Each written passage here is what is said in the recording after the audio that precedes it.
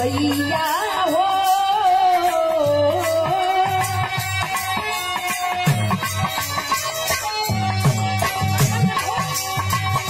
भैया हो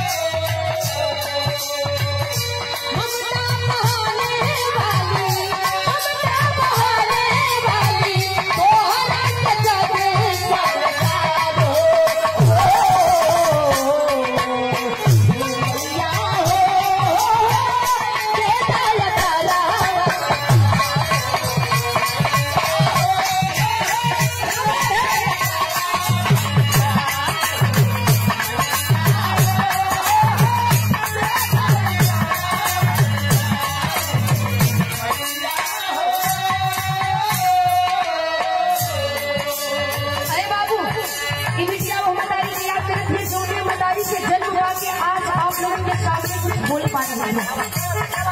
9 महीना गर्भ में खुद पसीना से सीख के तमाम दुख संकट सह के बेटवा बिटिया के जन्म नहीं बता रही। दुनिया में 3 लोग महान बोल करेंगे, पहला माई, दूसरा बाबू और तीसरा गुरु। माता पिता जन्म देकर के दुनिया की खाने का काम करते हैं और गुरु ज्ञान देकर के प्रकाश की ओर ले जाने का काम करते हैं। अंतरा के अंतराल नहीं होता।